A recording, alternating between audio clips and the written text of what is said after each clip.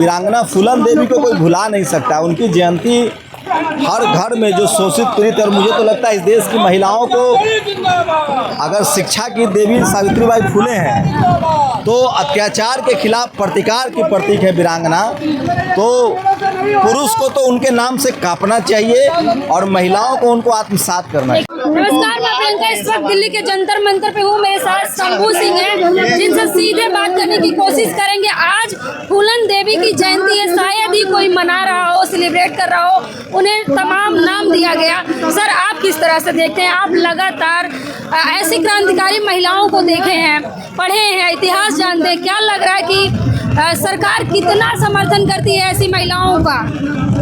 नहीं, वीरांगना फूलन देवी को पूरी दुनिया जानती है। उनका टाइम्स मैगजीन में उनकी तस्वीर छपी है और भारत में पूरी दुनिया में महिला अत्याचार के खिलाफ वो एक सिंबल है, प्रतीक है। तो उनको कोई भुला नहीं सकता है। आप देखेंगे कि उनकी घर घर में तस्वीरें हैं। उन्होंने गरीबी में जीवन उनका शुरू हुआ, फिर उन्होंने न्याय के लिए बिहरों की खाक छानी और वो भारत की संसद में रहे और वहाँ भी वो जातिवाद की शिकार हुई।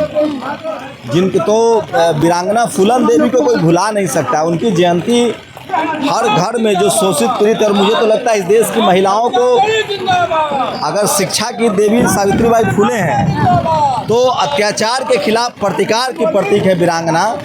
तो पुरुष को तो उनके नाम से कांपना चाहिए और महिलाओं को उनको आत्मसात करना चाहिए। लेकिन यहाँ तो ताकत के मामले में माता दुर्गा को आगे लाया जाता है, उनके हाथ में तलवार है। तमाम आस्था का सवाल है, उस पर मैं कोई बात नहीं बोलूँगा। सबकी अपनी आस्था है, सब जिसको जो मानना है। मैं बहुजन समाज के होने के नाते मुझे लगता है कि इस देश में महिलाओं को जिस तरह से स्कूल का भेजने का काम सावित्रीबाई फुले ने किया, माता सावित्रीबाई फुले ने, जिनकी जो आस्था है वो बोले, उसमें हम रोक नहीं सकते हैं, संविधान है।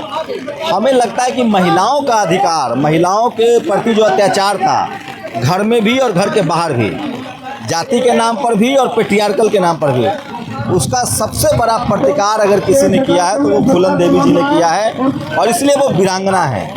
तो वीरांगना फूलन देवी जी को पूरा दुनिया सम्मान करता है और वो महिलाओं के प्रतिकार की प्रतीक है। बदला नहीं, प्रतिकार कि आपको अब न्याय के लिए उठ खड़ा होना पड़ेगा। लेकिन सर, आज भी जिन्होंने फूलन देवी की हत्या की वो प्राउडली घूमते हैं या फिर उनको मानने वाले आज सोशल मीडिया पे उनके सम्मान? जैसे जैसे इस देश के लोग पढ़ते लिखते जाएंगे, लोग और न्यायप्रिय होंगे, संविधान की जड़ें और गहरी होंगी, तो इस तरह के लोग जो अत्याचार करते हैं, हिंसा करते हैं, ये इतिहास के कूड़े में डाले जाएंगे। हिटलर भी कूड़े में डाला गया।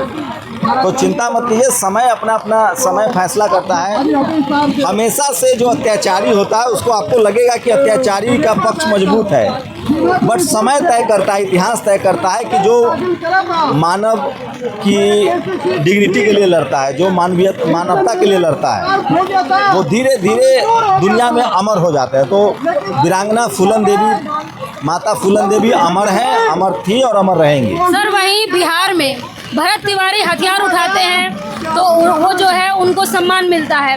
वहीं दूसरी तरफ जब फूलन देवी हथियार उठाती हैं अपने आत्मसम्मान के लिए तो उन्हें डाकू तमाम नाम दिए जाते हैं। देखिए, इसकी वजह है इस देश में जातिवाद की जड़ें बहुत गहरी हैं और जो जातिवाद, वो लोग जो जातिवाद फैलाते हैं उन्हीं के हाथ में कलम है, किताब है, मीडिया है, जुडिशरी है, ब्यूरोक्रेसी है। लेकिन संविधान आने के बाद धीरे धीरे सबके हाथ में कलम किताब पहुंच रहा है। तो अब फूलन देवी के जानने वाले, मानने वाले भी इतिहास लिख रहे हैं। तो पहले से हालात बेहतर हुए, आगे और हालात बेहतर होंगे।